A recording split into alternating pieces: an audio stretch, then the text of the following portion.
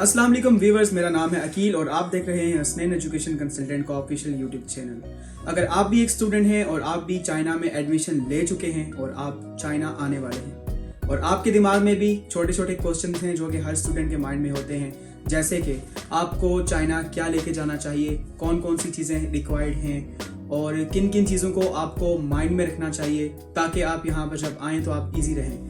ये सारी चीज़ें जानने के लिए ये वीडियो शुरू से लेकर आखिर तक देखिए और हमारे इस चैनल को सब्सक्राइब भी कर दीजिए। सबसे जो बेसिक चीज़ है और फर्स्ट चीज़ है वो है आपका वीज़ा और आपका पासपोर्ट। आपके पासपोर्ट पे जो अभी आपको वीज़ा दिया गया है चेरी ऑफिस की तरफ से, वो टेम्परेरी वीज़ा है जो कि सिर्फ 29 डेज के लिए वैलिड होता है। उसके ज़रिए आप यहाँ पर एंटर हो सकते हैं चाइना में, जिसके बाद आपको वीज़ा एक्सटेंड करना पड़ता है। आपको अपने माइंड में ये चीज़ रख के आनी है कि जब आप यहाँ पर आएंगे तो आपको अपना वीज़ा एक्सटेंड करवाना होगा यहाँ के ऑफिस में जाके। तो ये चीज़ आपको फर्स्ट चीज़ माइंड में रखनी है। अब बात कर लेते हैं कि आपने साथ में चीज़ें क्या लेके आनी है, कौन सी इंपॉर्टेंट चीज़ें।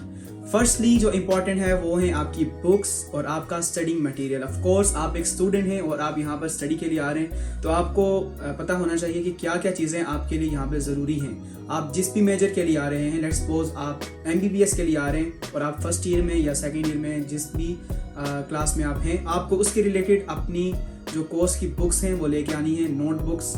अगर आप यहाँ पर आके परचेज करना चाहते हैं तो तब भी कर सकते हैं, लेकिन अगर आप पाकिस्तान से भी लाना चाहते हैं तो आप लेके आ सकते हैं। इसके अलावा स्टेशनरी और छोटी मोटी चीज़ें भी आप लेके आ सकते हैं। इसके अलावा स्टडी के लिए अगर आप लैपटॉप या टैब आपके पास ऑलरेडी है, आप उसे लाना चाहते हैं तो वो भी आप लाजमी लेके आएँ।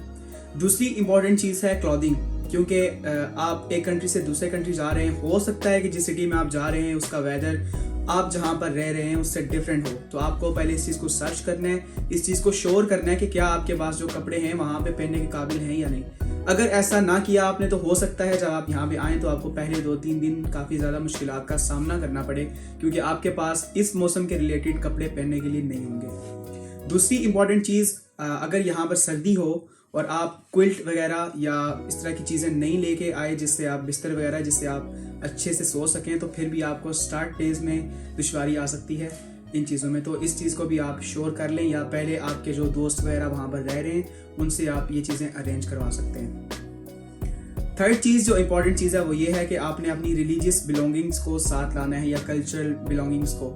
लेट्स सपोज आप मुसलमान हैं और आपने नमाज वगैरह पढ़नी है, तो यहाँ पर मसाजिद दूर दूर होती हैं, आप डेली मस्जिद नहीं जा सकते नमाज के लिए, तो आपको जाए नमाज और उसके रिलेटेड कैप वगैरह, प्रेयर कैप और इस तरह की चीज़ें भी ज़हन में रखनी है और इन चीज़ों को साथ लेके आना है। इसके अलावा सबसे इम्पॉर्टेंट चीज़ ये है कि आप अगर फर्स्ट ईयर में आ रहे हैं तो आपको यहाँ पर चाइनीज़ पढ़नी पड़ेगी, और चाइनीज़ चूँकि यहाँ पर ज़रूरी है पढ़ना, और उसके लिए आपको चाइनीज़ के रिलेटेड बुक्स वहाँ से लानी पड़ेंगी, क्योंकि यहाँ पर आपको ज़्यादातर शॉपिंग ऑनलाइन करनी पड़ती है। और ऑनलाइन शॉपिंग आप तभी कर सकते हैं जब यहाँ पर आपका बैंक सिस्टम वगैरह सब सेट होगा, और उसके लिए आपको वीक्स लग सकते हैं। तो ये चीज़ें आपको पहले से प्रिपेयर करके आनी है ताकि आपका first week of study disturb ना हो।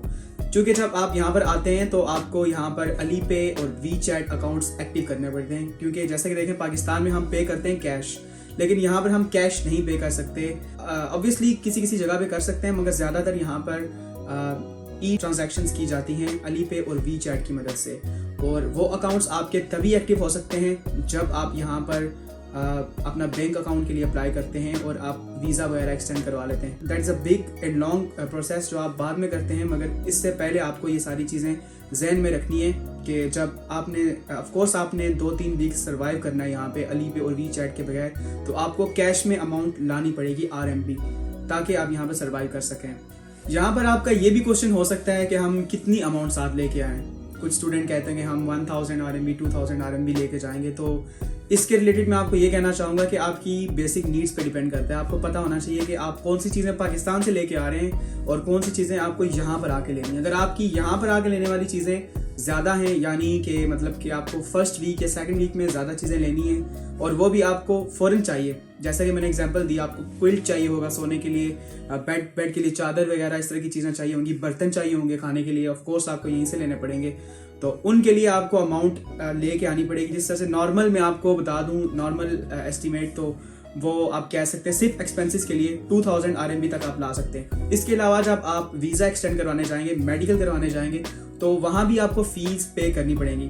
तो उस हिसाब से अगर ऑल टुगेदर कंबाइन करके बताएं तो मे बी आपको 3000 RMB आपके लिए ठीक होगा अगर आप बचत करके चलेंगे। तो ये फर्स्ट मंथ के लिए मैं आपको बता रहा हूँ, तो आप इस चीज़ को माइंड में रख लें और इन सब चीज़ों को रेडी करके आएँ। Thank you.